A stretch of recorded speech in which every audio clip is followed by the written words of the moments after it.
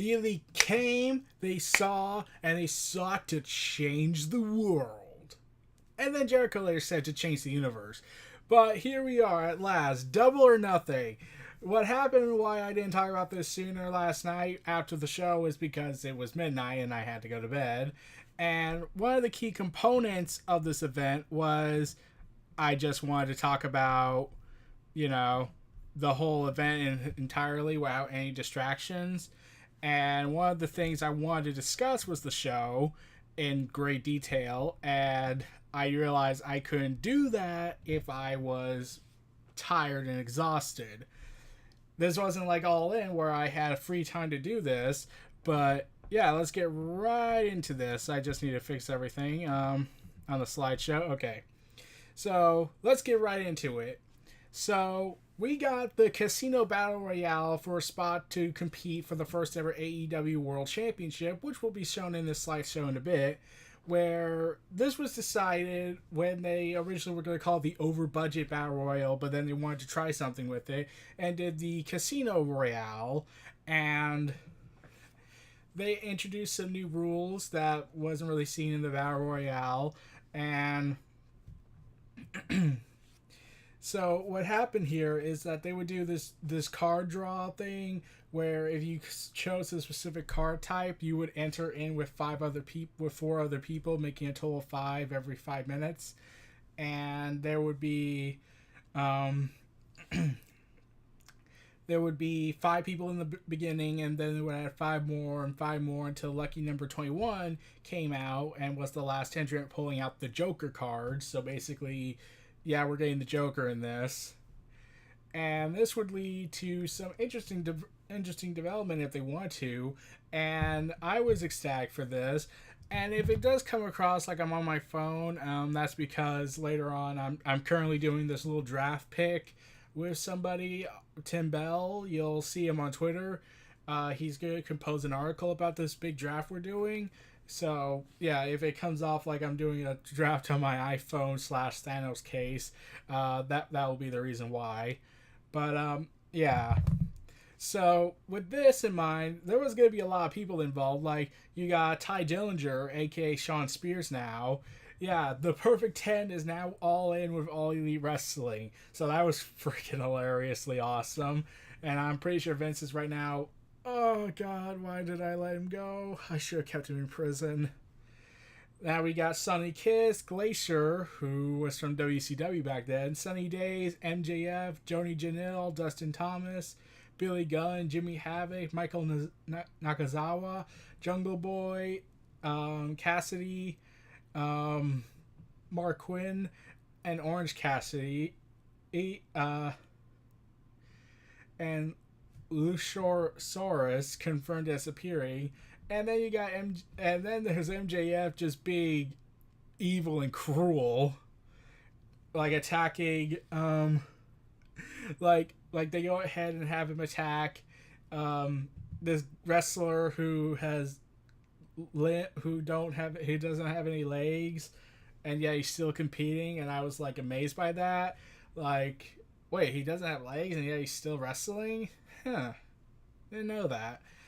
See, this is the one thing. I don't know a lot of these talent people of the roster, except for like MJF, Joey Janelle, Billy Gunn, Jimmy Havoc, Ty Dillinger, Sean Spears, and Tommy Dreamer shows up.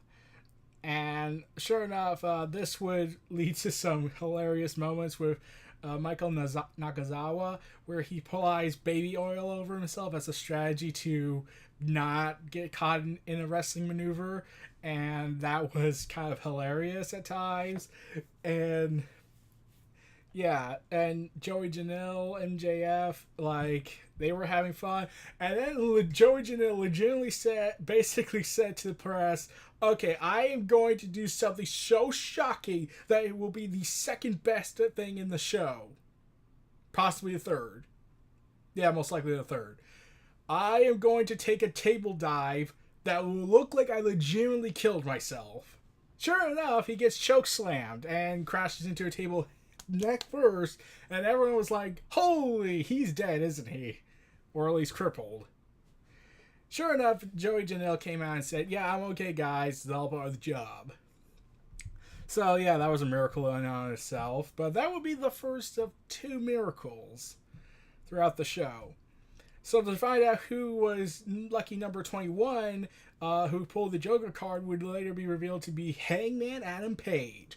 If you're wondering why Adam Page is in this match instead of the Pac Page match that was being built up, yeah, here's the thing about that. You'll see the image soon in this video, but the problem here was that Pac and Dragon Gate, well, primarily Dragon Gate, they said this to AEW, look, we know we approved this, but we kind of don't want Pac to lose because he's our world champion right now. And that, of course, would lead to problems if he lost. So we kind of want to pull him out. Yeah, except here's the thing. A report had come out that disputes that. Not the whole Dragon Gate getting involved thing and causing Pac to get out. But they were going to have Pac beat Hangman Page, and it was going to build up to Kenny Omega and Pac, which would have been freaking awesome. I was like, "Still Dragon Gate!" And I was willing to give you a watch for once when Pac was showing up.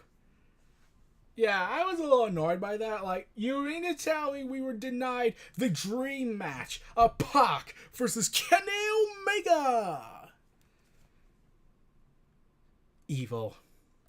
So yeah, they decided to say, okay, look, if we're not gonna have a decisive victory in this match, okay, we'll compromise. Instead of just scrapping the match entirely, they decided to do a special event, which was dubbed the first ever AEW match officially under their banner, where they have Hangman Page and Pac go at it at our independent wrestling show in the UK, and Pac would go on to lose by disqualification, and Hangman Page would get his victory, but then they would do this angle where they look like they're going to hint where he would probably come back later down the road, probably when he eventually drops the title. And if in case anyone's noticing, yes, I am wearing my Hangman Page Elite shirt. So yeah, there's that. I had just opened this last night. I've had this for like about 2 months. I wanted to open one of my Elite new shirts when this show came around, and I was already wearing the Young Bucks shirt, so Hangman Page it was. Plus, he looks like he's going to be the big player, the main franchise player of AEW. So that's going to be freaking awesome. So eventually, Jimmy Havoc eliminates Tommy Dreamer by stapling his forehead and then stapling his area, because that makes sense. And I was like, this is probably not the worst thing that ever happened to Tommy Dreamer. Like, the worst thing that would have happened to him was when Tommy Dreamer revealed on Bleach Report, and I'm not kidding, he legitimately asked for a sniper shot. And no, I don't mean like they would fake it. They would fake bullets with rubber bullets or something. No. They were going to use legit bullets. And he wasn't going to wear any protection from the impact. So basically, Tommy Dreamer wanted to kill himself for ECW's reputation, and even Paul Heyman, the guy who approved of a crucifixion angle until the audience were almost on the verge of rioting, was like, No, I'm crazy, but I'm not that freaking insane. Maybe Vince would do it. I like he did have an angle where a referee kept trying to kill himself for months and months and months, and one of them did involve a sniper's angle. Yeah, that happened. Tim White, I think. So ultimately, after Tommy Dreamer brings in the hardcore weapons, leading to ECW chants, because that was inevitable.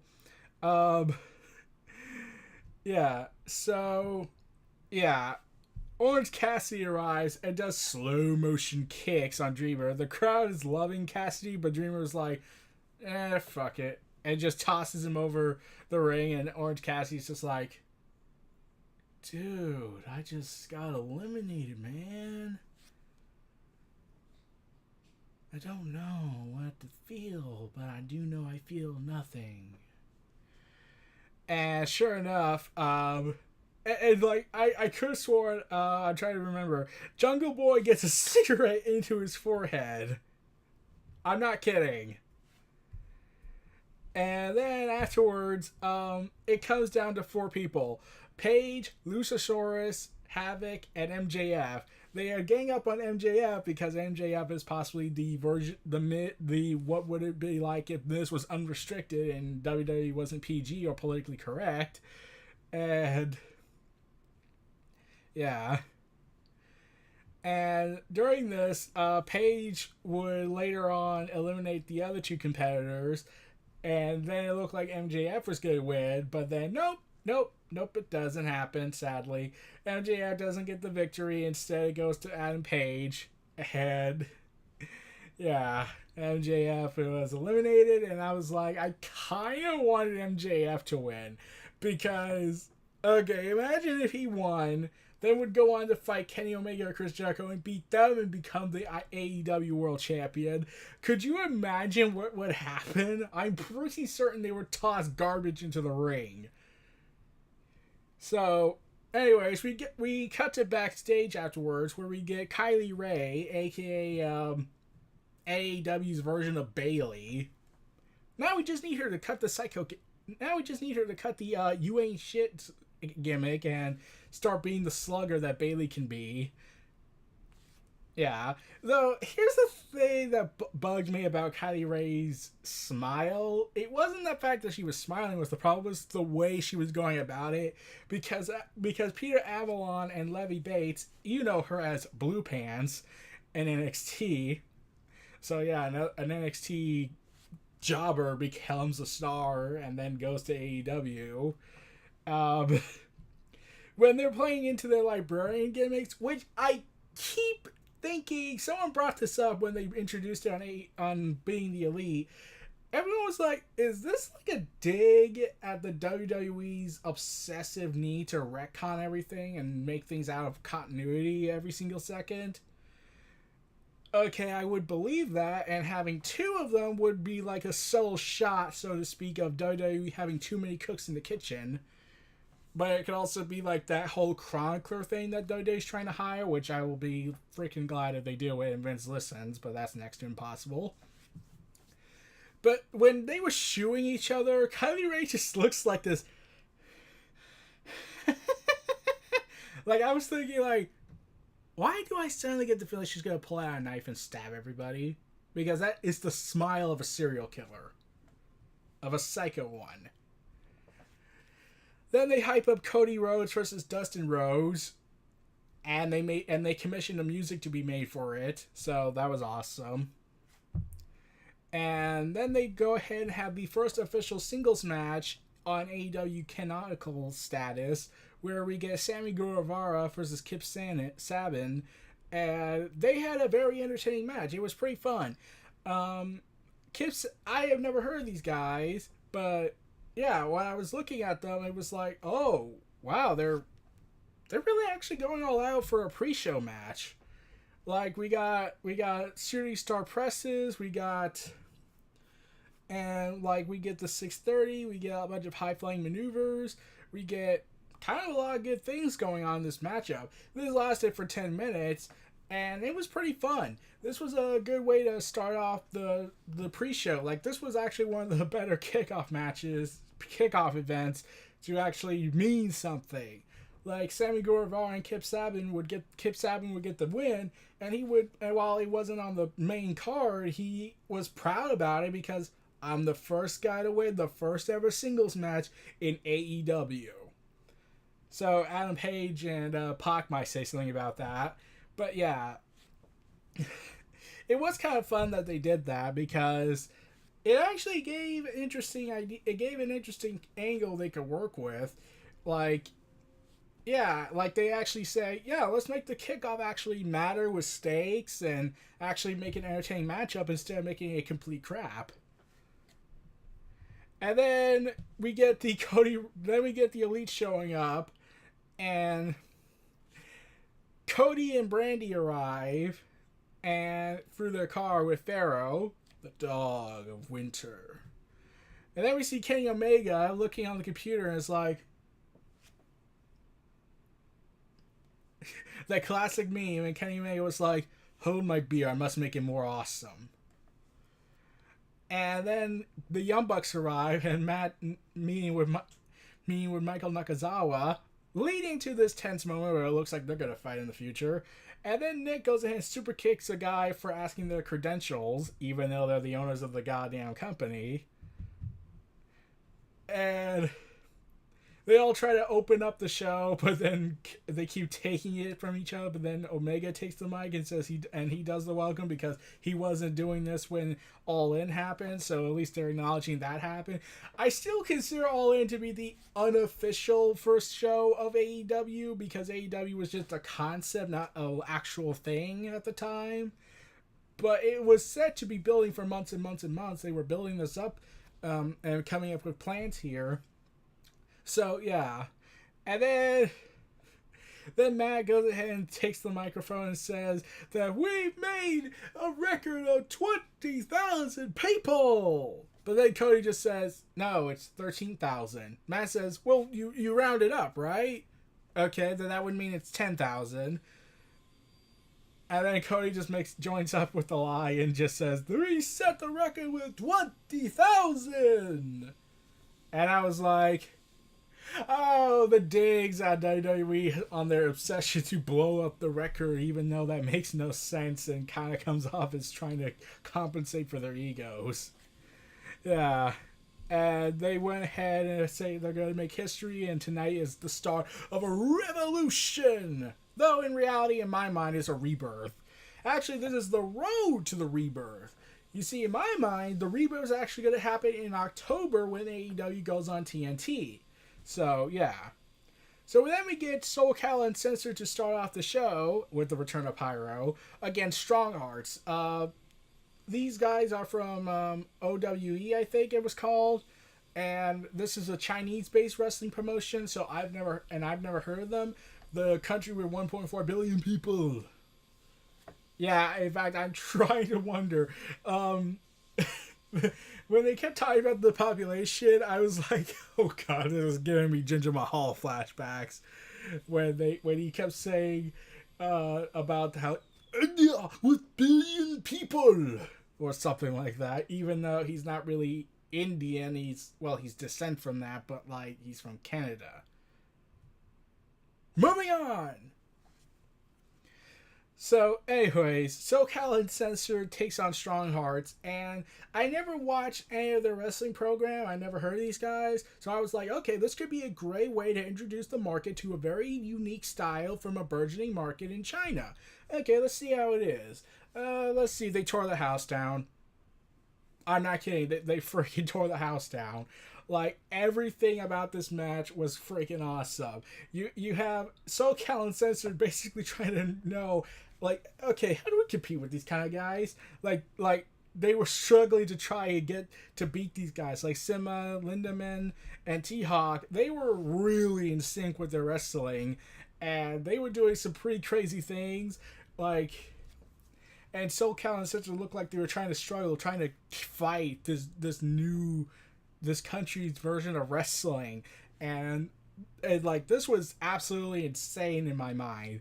Like, it kept getting stiff. I could hear the chops. I could hear so much going on in this match, and even though I love SoCal Uncensored, I was rooting for Strong Hearts. Actually, they call themselves #StrongHearts, and yeah, it was pretty awesome to see that this was happening. I was like, oh wow, these guys are actually impressive. Like, this is a great way to debut on the international stage. Like, let's just go all out in this match. And like, I was like really rooting for them. Like, I was on the edge of my seat. Like, okay, I want these guys to win. I want these guys to win. Really, we all win in the end, but still, I kind of want these guys to freaking win this match. Because they were killing it in the ring. This was a pretty good 6-man tag team match, and they were doing everything to beat Strong Hearts. SoCal Uncensored was, and also Jim Ross has joined AEW, so that was awesome. So yeah, that was going on, and when they were defeated, and when SoCal Uncensored defeated Strong Hearts, They celebrated together because that was awesome. Because that was a freaking awesome match. That match lasted for 14 minutes, I believe, and I was like in awe of how great these three guys from OWE were doing. Like, I've never seen the style before from them, and the burgeoning Chinese market has a bright future of wrestling. So yeah, that was a pretty awesome match, a great strong opening to the show. It would only be the beginning of many things to come. So we have Excalibur trying to help, is basically the star commentator of this match, even though Jim Ross is there. I can understand that to an extent. Like, Jim Ross was like okay in this match, in this whole show. Like, there was some clear rust regarding his commentary, because really the last time he was used, it was when WWE had him commentate, I want to say, Roman Reigns versus The Undertaker. I could be wrong about that, but yeah, they haven't used him in 2 years. He hasn't worked as a commentary match in 2 years since The Undertaker and Roman Reigns went at it. So one could make the theoretical argument that Jim Ross was just brought in to put Roman Reigns over, which worked. Then they completely wrecked it with not doing a heel turn out the night after. So yeah. So Kylie Ray, Nyla Rose, and Dr. Britt Baker come out to do their triple threat match. But then Brandy Rhodes, wearing her wrestling ring gear, arrives. And everyone was like, oh, are you going to be the Stephanie McMahon of AEW? But then she fooled the audience into thinking she was going to get involved. But she decides, no. She basically pulled what the New Day did when they switched it out with Matt and Jeff Hardy, where they faked like they're going to be the wrestlers and they're going to be the surprise entrance. But nope, they got someone more awesome. Awesome Kong! Yep, aka Karma from WWE, more known as Awesome Kong from Impact and TNA era. So yeah, Awesome Kong is all in with All Elite Wrestling.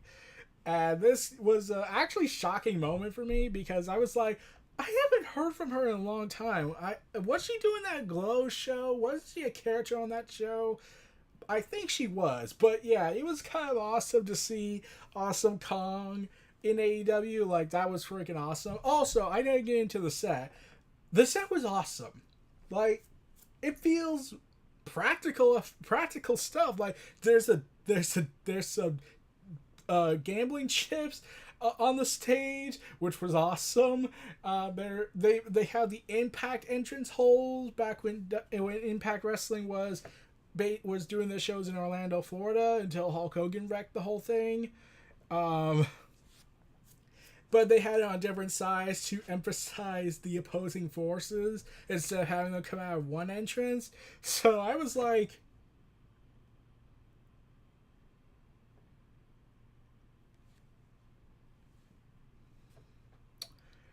so yeah,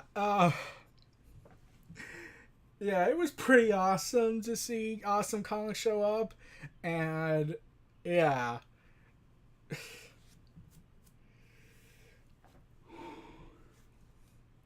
Yeah, and then we get Nyla Rose and Awesome Kong facing off, but then Ray and Britt Baker attack, and Kong just dumps Rose and then slams Ray down. And yeah, Awesome Kong was there to basically, I want to say, be the big show involved in the match, just to get this awesome moment between Awesome Kong and Nyla Rose. And it wasn't as good as the first encounter between the women at All In, but it was still a pretty good match. And to see these four women just tear it down in this women's wrestling match, it was pretty awesome. And to see, like, Nyla Rose just spearing Awesome Kong through the steel steps was pretty... Oh god, that was funny. And then we get Britt Baker versus Kylie Ray. just slugging it out, and Ray hitting super kicks on Baker, but then Baker hits the ripcord forearms and neckbreaker for 2. Ray counts with another super kick into a deadlift German for a good near fall, but then Ray fires up, but Baker hits a super kick of her own and the last shot for the win. And that was basically attributing to Adam Cole, baby, because Britt Baker and Adam Cole are in a relationship. So yeah, I'm pretty sure Adam Cole was like, looks like I don't get to work with my girl in NXT. That's a tragedy. But she's happy, so I'm happy.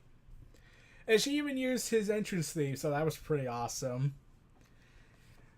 Now we get to the second tag team match. You mean to tell me there's several tag team matches and 2 women matches on one show? What the hell's going on here?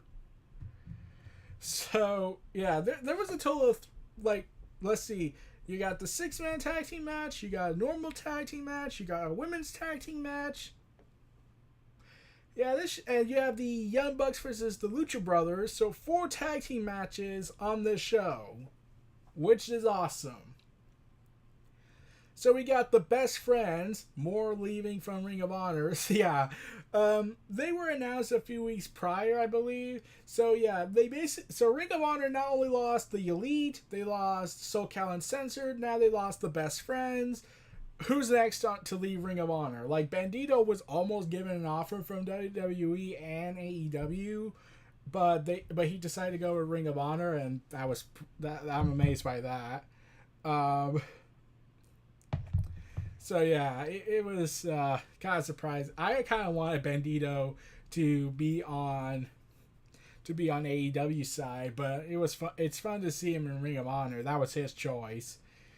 But the Best Friends, okay, I believe it was being mentioned in Ring of Honor, and they wanted to adapt this a little bit into AEW about the Best Friends having issues with each other, and eventually they would get over their issues and just unite once more and hug it out, leading to this moment where you're thinking, oh, this reminds me of Okada when he does the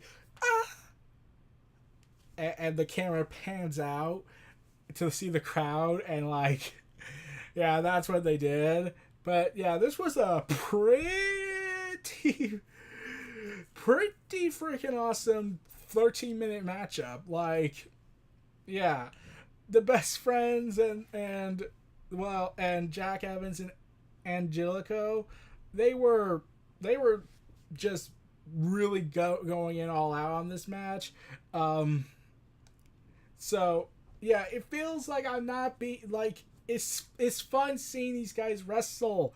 I'm still trying to say, how is it that when WWE has a team that would be called the Best Friends is the jobbing team, or if you had a guy like Flip Gordon in WWE, he'd be a jobber as well, because really, who wants to have a ring name called Flip Gordon and treat that as a joke? Whereas in Ring of Honor and AEW, they were like, we'll take them seriously. Like Flip Gordon, he's a former military guy. Let's make him a badass still, even with him being called Flip Gordon. And then we got the Best Friends. Let's have the main event of pay-per-view with the Young Bucks. Yeah, so, yeah. And this was like, and like when they got to the hugging out moment and they keep referencing how they were having some issues, it was like a solidation of this story has come to a completion here. And now they just have to win this match. And man, this match was just fun. This match was just fun. And the Best Friends gets the victory with Strong Zero, and they want to hug it out with the other opposing team. Like, they don't want to shake hands. They want to hug it out. Come on, let's hug it out. And fans were saying, hug it out, hug it out. But then right before they do it, the lights go out, and then we see the arrival of a team I've never heard of before. So I looked them up. They were called the Super Smash Brothers.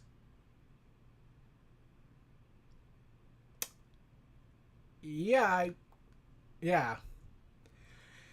And then you see them, like, have all these minions surround the ring after the lights go back out again and turn back on. And they attack the all members of the Best Friends and Jack Evans and Jericho. And they're just pounding away at them. The minions are even getting some shots in. And I was like, normally the minions are just there to get beaten up. And yet now it's like, oh, let's have the minions beat the guys up as well. And then we get this human throne moment after the beatdowns are all done. And they're just like...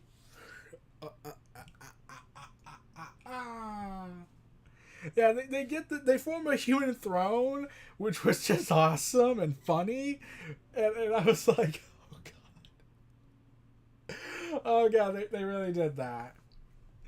Oh man. So then we get to our 6-woman tag team match,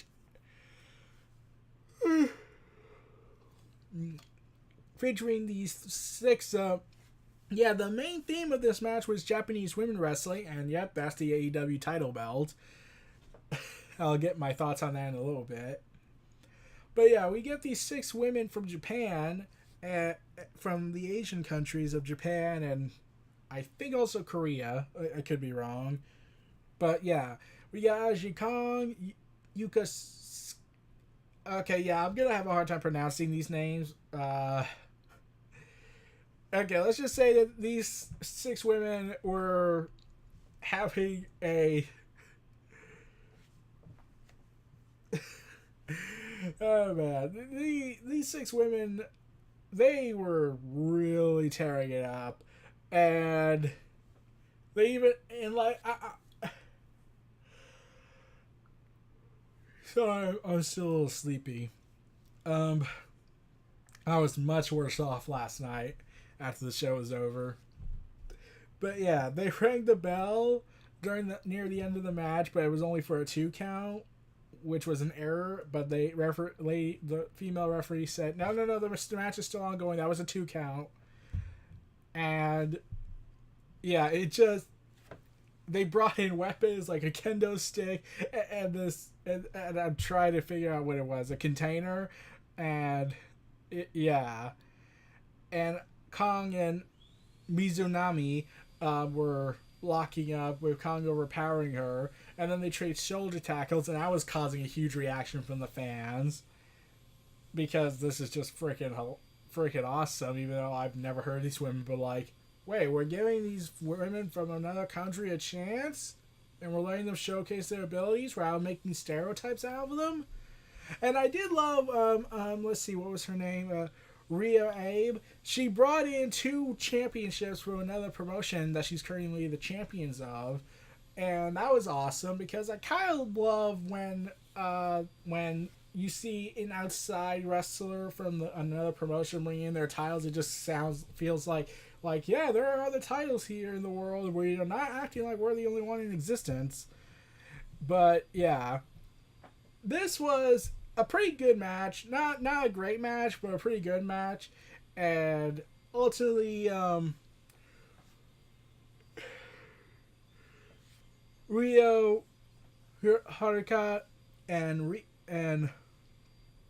Mizunami would get the victory here, and like I said, this was a pretty dang good match. Not a great match like the Fatal 4-Way Women match or the All-In Women match, but it was still a pretty entertaining 6-woman tag team match. And the commentators brought it up. These 6 don't really form a faction or anything. They're just tag teaming out of convenience for this. So they're not doing any tag team maneuvers together. They're just a team, an alliance, and not an official group. So, yeah, I'm glad the commentary brought that up, whereas WWE forces an idea that, oh, well, they're all heels, so that makes perfect sense, right? Until we break them up in the second half, and then afterwards we just go all out. And then we get the 3 main events that were being the most advertised. Cody Rhodes versus Dustin Rhodes. Oh boy. Okay, so... Oh boy. So... Oh boy. Cody Rhodes, with the biggest shot at Vince in WWE yet, gets a Triple H themed throne, comes out in royal gear, and then Brandy Rhodes hands him a sledgehammer. He goes up the ramp with the crowd chanting, yes, yes, yes, yes, yes, and just screaming in joy. And then he slams the sledgehammer down and destroys the throne. And I was like, oh man, that's, oh dear. Oh.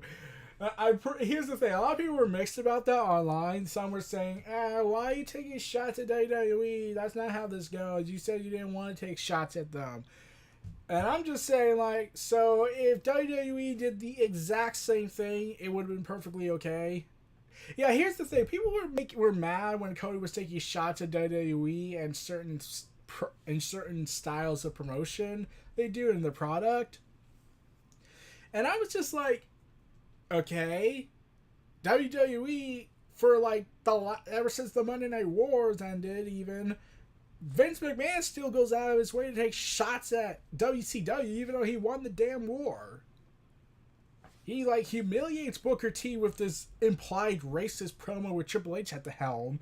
They take shots at Sting. They take shots at Japan. They take shots at NXT even, because Vince has no say in there. So what's different?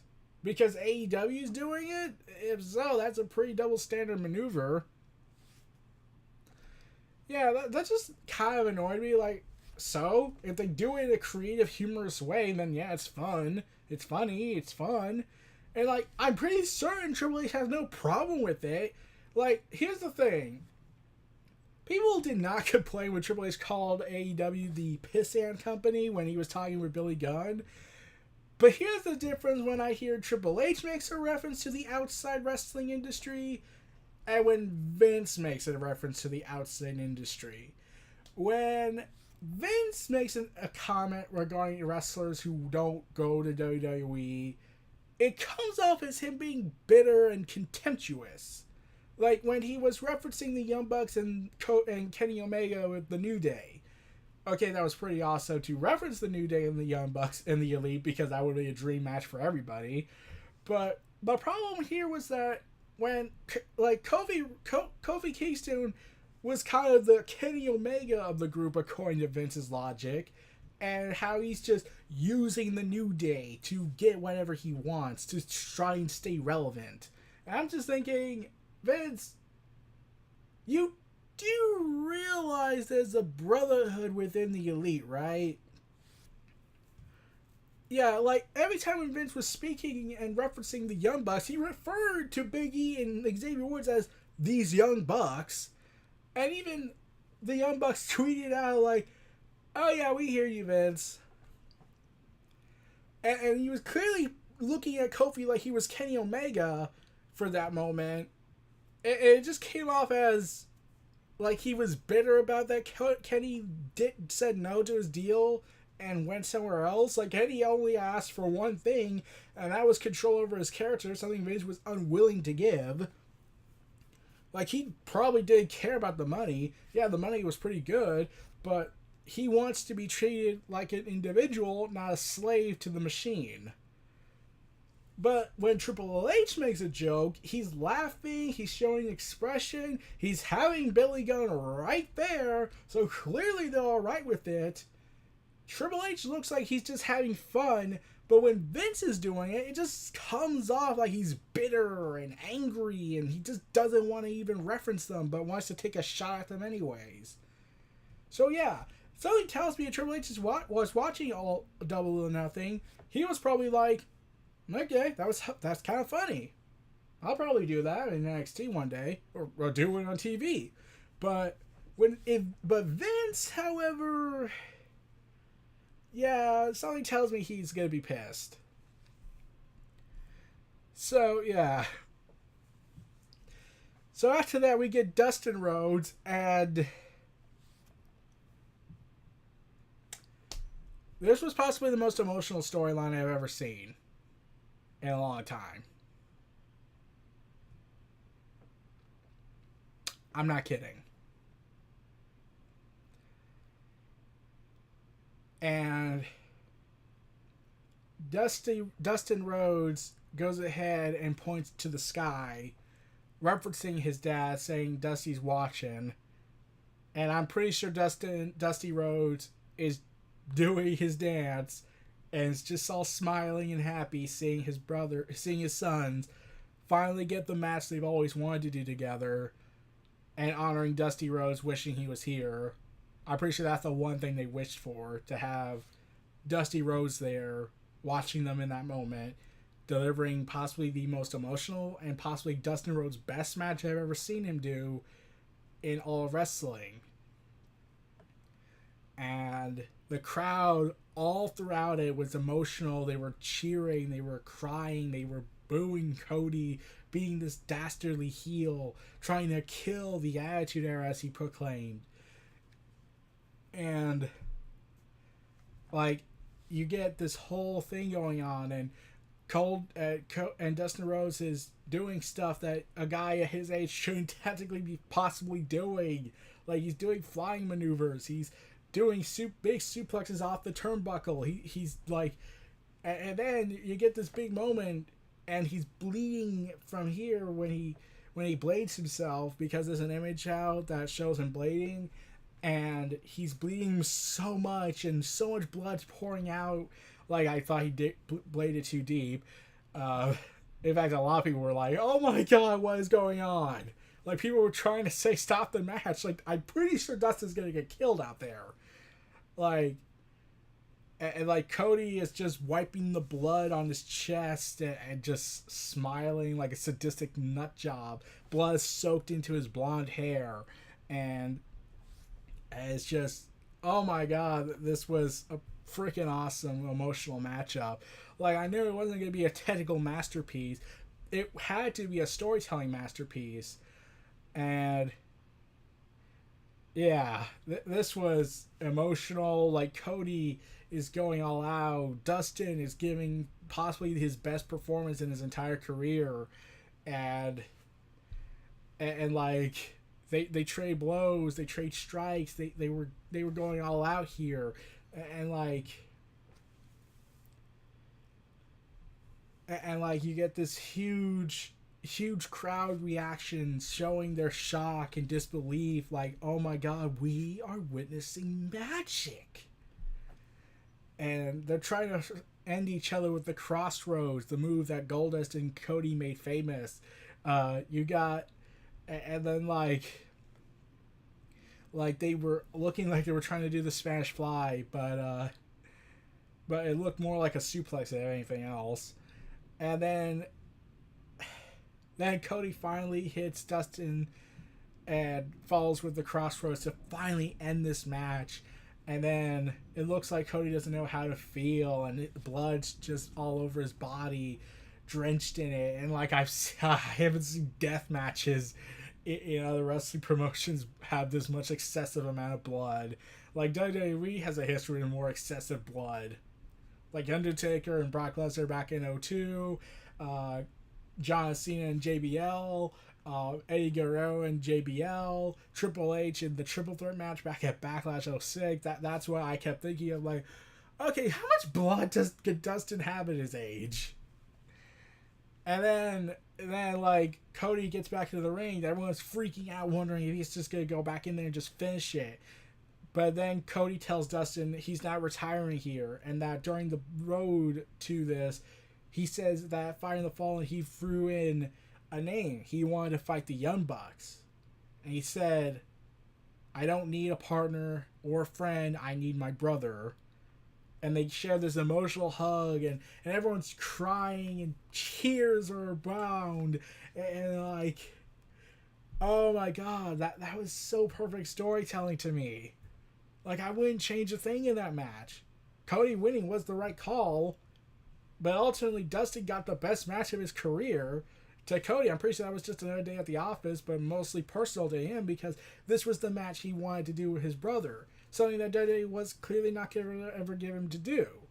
Like, they were going to do it at WrestleMania, but then they were like, screw that, we're just scrapping that match. And now you get this moment, they finally got to do the match they've always wanted together. They're doing it on their terms, and it's just so awesome to see. And all this happened Because Triple H said, just let Dustin go. If we're not going to use him, let him go fight his brother. And Vince was against that, but then he was ultimately talked into it by Triple H. So yeah, Triple H is just as responsible for this match happening. And I'm pretty sure Dusty's watching this and he has this huge grin on his face like, you did it, boys. And then, yeah, we get after that. It's like, how do you top that? Well, okay, let's show the AEW World Title belt. And sure enough, they bring in Bret the Hitman Hart. Yeah. Bret Hart comes out. Everyone's shocked about that, and someone joked that he's already being used better in AEW than he was in WCW, except he's not wrestling. They're going to go to reveal the AEW World Belt. This was the belt that everyone wanted to see. They wanted to know what it would look like, and I wanted to know what it looked like. But then I found out who was designing the belt. That made me more interested. Hold on, let me show you where it came from.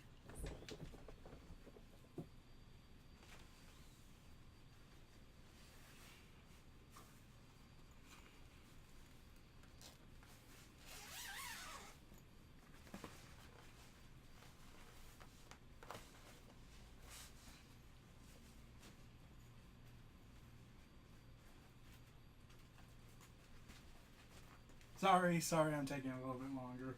It's kind of hard sometimes to get this out.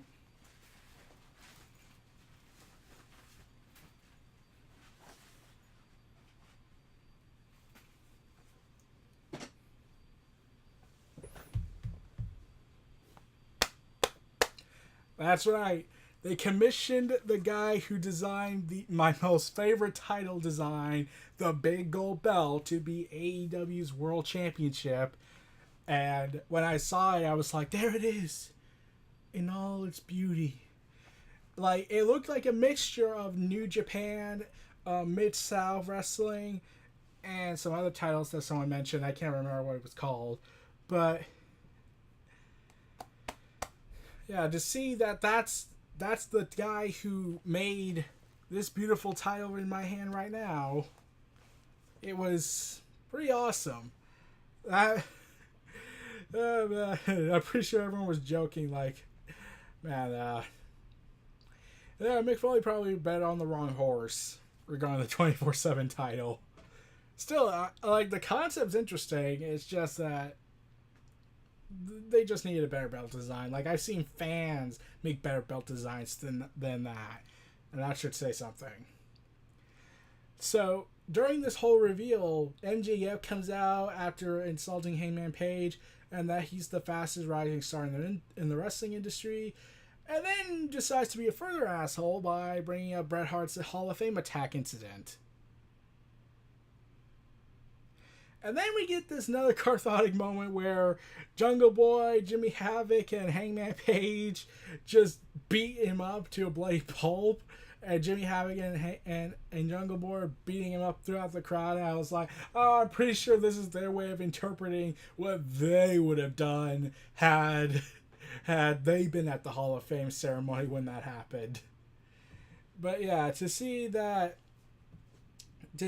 belt, and they called it the strap, so good on them. The strap, the World Championship, and the way it looked, it was just perfect way to show it. They even said it was going to be heavy and this was going to be taken seriously. They weren't going to put a gimmicky stuff on it. So yeah, they basically said, we're going to make it be like this, and we're not going to switch it up with a spinner belt. We're not going to switch it up with a clock. We're not going to switch it up with spray painting on it. I like that made sense for the NWO at least, but still. We're going to treat this with dignity and honor. By the way, I think they said the 24/7 title in WWE is worth $350 on the WWEshop.com. Why? Why is the, quote, jobber's title that? Anyways. So yeah, AEW title crafted by the man who made this beautiful title. Oh man, when I heard that, I was like, yep, my confidence is restored to this.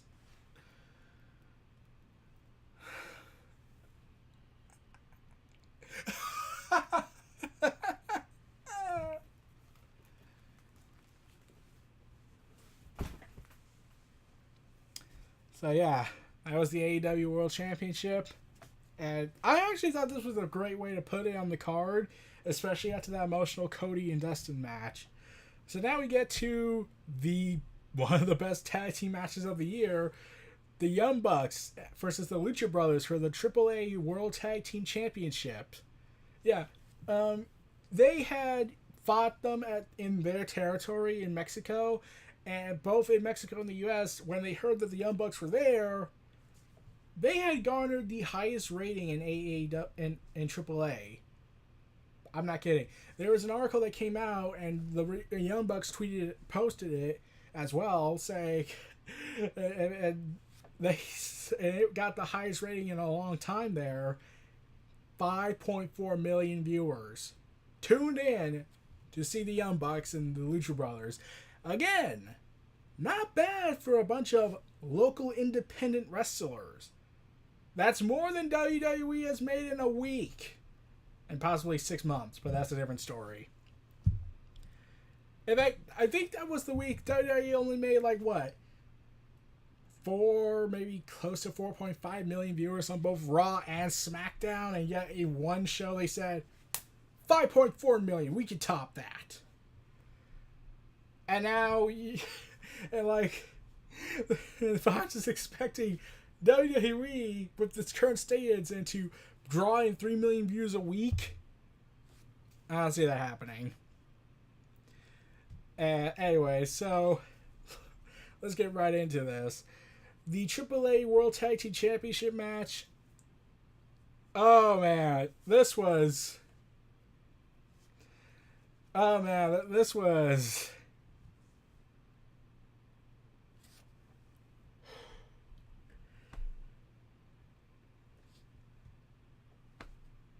Oh man, this was freaking awesome.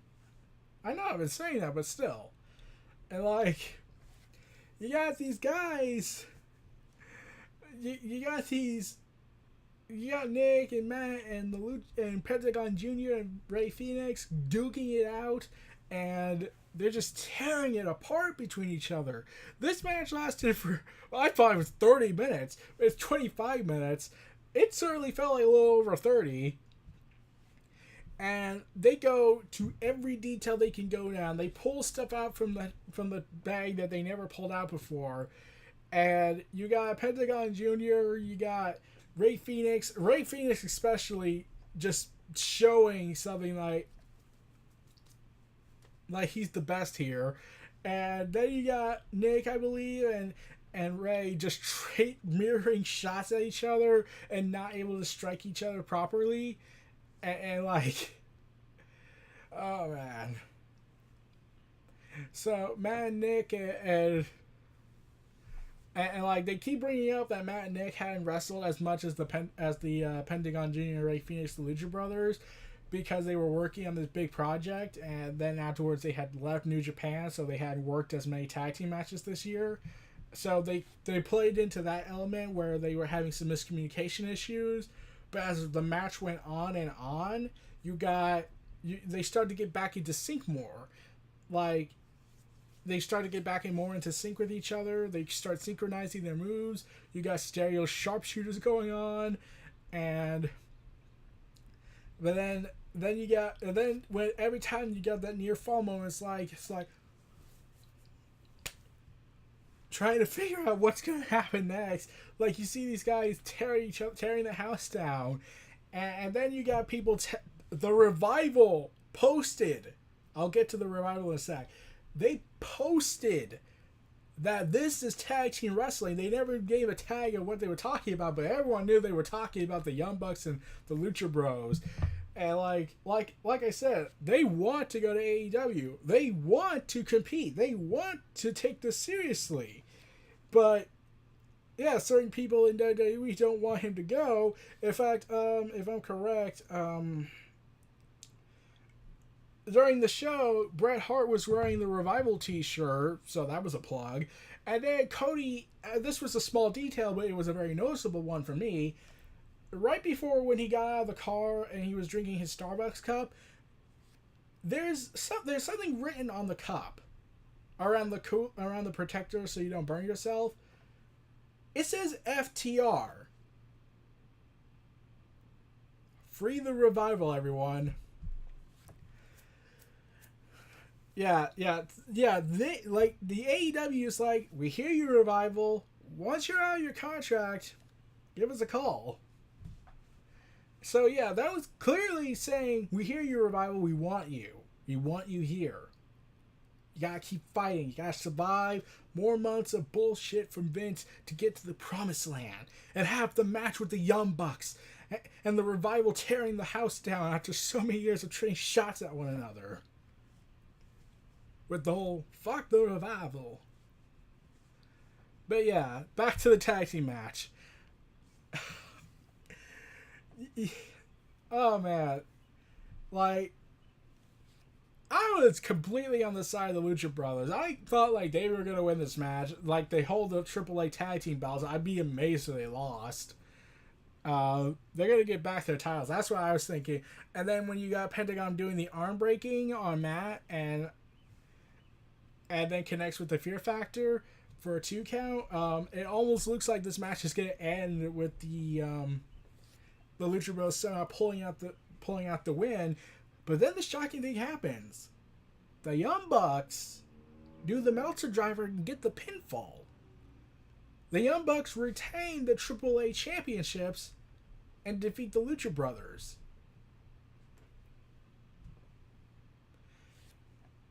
I'm honestly surprised by that.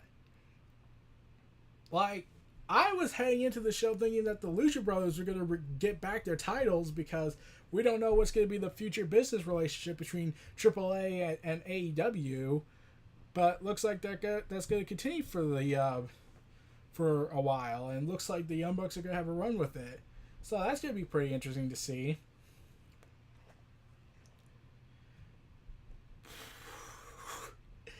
And then we get our final match, the main event. Chris Jericho, the Alpha, versus Kenny, the Omega. Alpha, the Omega 2. Sure enough, Jericho decides to pay tribute to his past incarnations.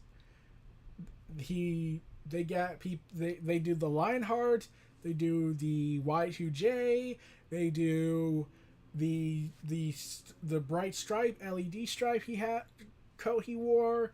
They have him show the list of Jericho, Jimmy Jacobs property certified. My only regret about that entrance was that why is Sue Jericho not here? Where's Anton Sugar Jericho?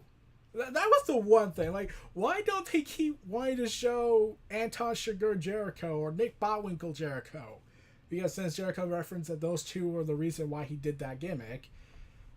And it was like, I want to see that gimmick again. Like, I want to see Jericho do that again for a little bit.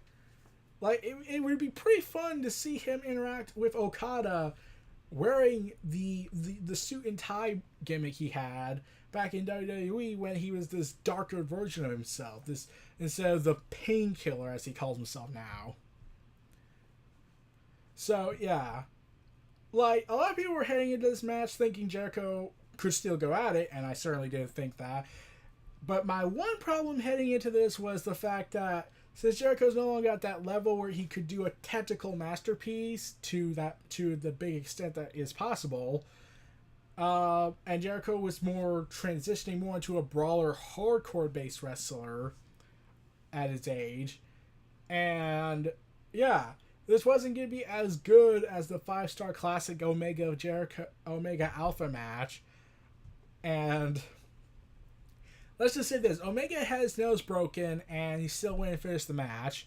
Also, when they kept chopping each other in the chest, I noticed there was blood before Kenny's nose was broken. There was some blood forming on his chest, And I was like, so the chests are so stiff that it's causing blood to come out? Okay. But yeah, to see that this were to see that this was happening, it was pretty awesome. Hold on, let me see if I can find it for something in a little bit. But yeah, the match was all right. It wasn't as good as Oh man, I was just wondering, how did they get atop their classic in New Japan? I'm glad they keep referencing their first match together, but yeah, they were tearing the house down. It wasn't as good as their first encounter, but it was still a pretty damn good match, and it was to determine who would fight Hangman Page later down the road for the AEW Championship. And sure enough, they were throwing as much as they could in a standard wrestling match, where they have Omega doing the spin kick and the running V trigger, which again is possibly the most deadliest move in wrestling right now. When you hear that thunderous crack. But somebody told me Jericho was going to win this match, not because it would make sense, but primarily because Jericho had said in an interview, I am never taking the One Ring Angel again. I couldn't move for a little bit. I couldn't move a day or so after that. So when you have Jericho publicly saying, I don't want to go through that move again, how is Kenny supposed to win? He would have to come up with a new move to compensate for Jericho. Like, they would have to tease it, but they would have to come up with something new. Sure enough, Kenny doesn't do that. He doesn't pull out a new move, because Jericho pulls out a new move where it looks like he's taking a shot at Cena. Where he does this Judas Effect elbow shot at the end, following a codebreaker. Prior to that, he did a codebreaker. In fact, he did a codebreaker a couple of times, so that wasn't going to be his finisher this time. And this match was tearing the house down a little bit. Like I said, it's not as good as their first match, but it's still a pretty damn good main event.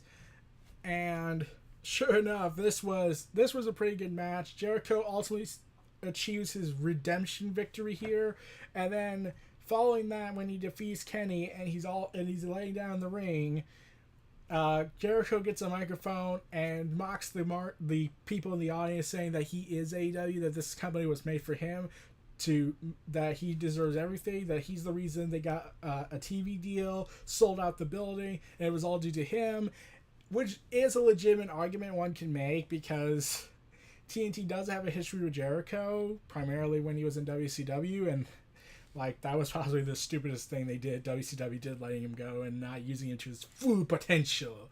If anything, someone could theoretically make an argument that Jericho probably would have been as bigger than his current the Jericho we had now, because Jericho then could have been the thing that saved the WCW. He could have saved a wrestling company, but they chose not to use him the way that he probably should have been used, and went with the veterans are right and all the younger talent are wrong. Plus, we can't do a thing about it. They have creative control, and we're not like it, and it's not our fault we gave them that. So he demands a thank you from the crowd, and he's demanding all this, and then someone emerges from the stands. Someone emerges from the stands. Who is that man? Why, it looks like let's see if I get this straight. There, guys, Jon Moxley! Yep, Jon Moxley, formerly known as Dean frickin' Ambrose. He's coming out, he arrives, Jericho's stunned, and people joked on the internet say that, you remember Mitch, you mother. Yeah. And Ambrose and Jon Moxley lays out Jericho with dirty D's, and then lays out the referee trying to stop him, and then he just walks around, breathes in the air like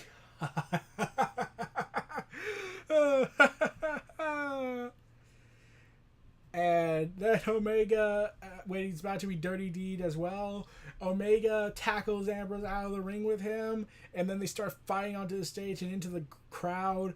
And then they start fighting by the stack of giant poker chips, where Moxley hits the DDT to stand tall on top of the poker chips when he climbs up. And I was like, finally, they're using the props for the stage for a reason now again.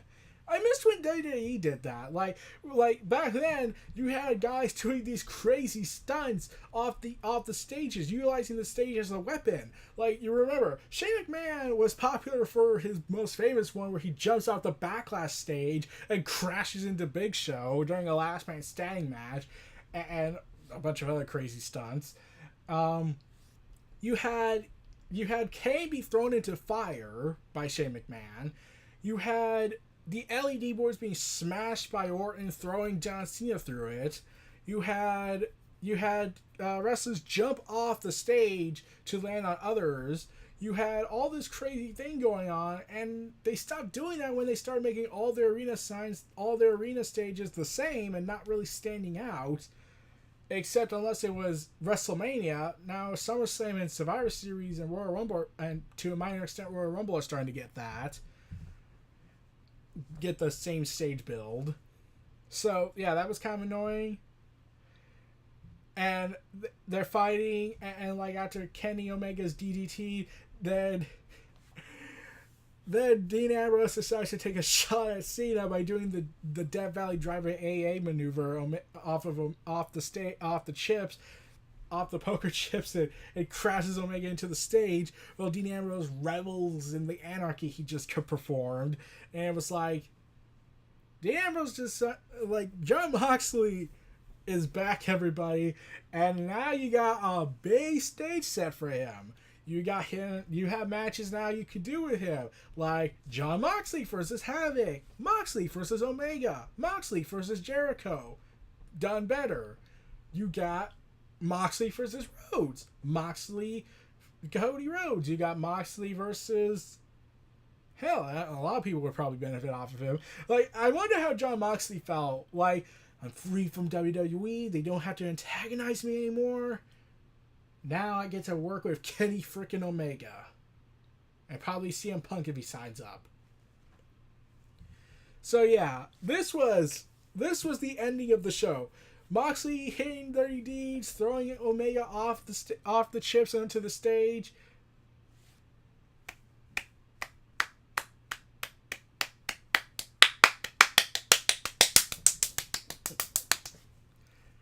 This was a phenomenal way to start off AEW's glorious rebirth attempt.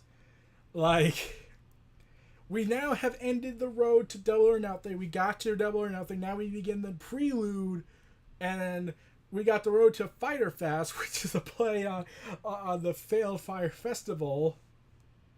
Oh god, that was kind of funny when I realized that. And then we go to Fight for the Fallen. Then we go to the newly announced All Out event back in Chicago, which could be the return of CM Punk if CM Punk's up to it.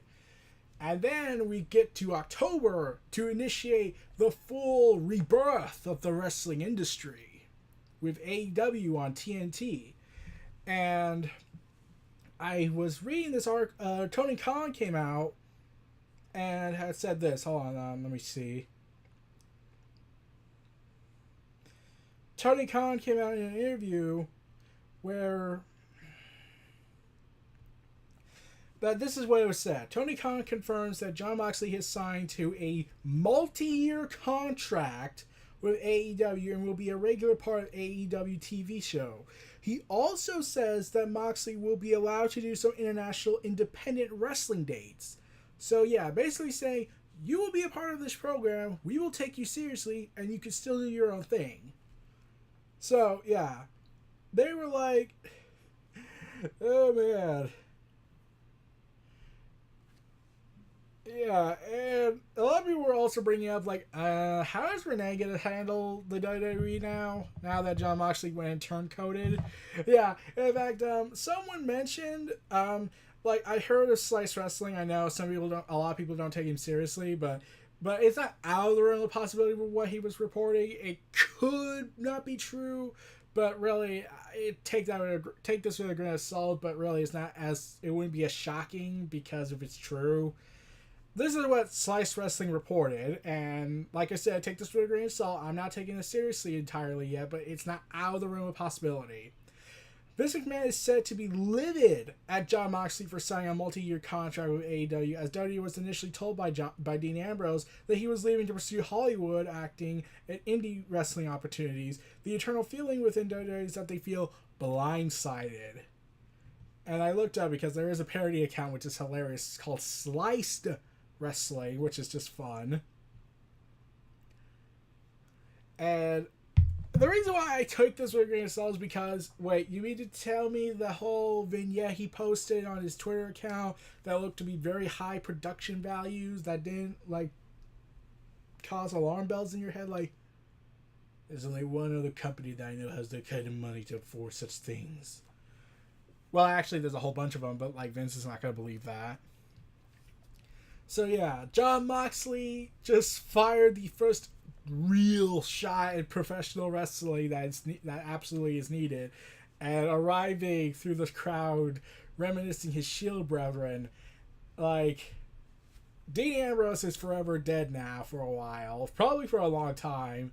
We witnessed the return of Jon Moxley. Double or Nothing was an awesome pay-per-view. I'm looking forward to their future events, and they said they're not going to do a pay-per-view every single month like nowadays WWE and what WCW initiated. Instead, they're gonna take their time, build stories. Cody even revealed that they have 6 months to a year worth of storylines rating for to be used on TNT. So that's something to look forward to. And now, I'm curious to know what Vince is going to do in response to this, because Dustin said that Vince better watch himself. And especially given that that they're going TV-14, so that's going to be freaking awesome. So yeah, Double or Nothing, 9.5 out of 10 in my book. The Casino Battle Royale had a little bit of a cluster problem, but really that was to be expected when they were trying to innovate with the Battle Royale formula and try something different, and there was going to be a few hiccups. And yeah, there was some matches, and like the 6-woman tag team match wasn't as great as it could probably have been, and probably because there were no stakes involved. As in, I don't know, I don't recall any established storylines when I was watching some of the Being the Elite and Road 2 Double or Nothing videos. So yeah, we're in this big period of wrestling that's gonna get fun again. Competition, baby, and once October comes around, it's going to be the rebirth of wrestling as a whole. And fans are going to get their popcorn and like, I'm enjoying this. I just only hope Vince McMahon will allow Triple H to run things for a little bit to see how they can compete. Because like I said, the only brand in WWE I feel like could rival with AEW is really NXT. Like I said this before, I would love if AEW and NXT had a TV program on different networks on the same night, and fans would have to click back and forth, because that's the only way that's going to happen with WWE and AEW. And you have the best brand take on the best of independent Mexican, British, and, well, Japan wrestling. So yeah, everyone, these were my thoughts on AEW's first official event, Double or Nothing. This was Near Reality Entertainment. If you like, comment, subscribe, and donate, stay tuned for more.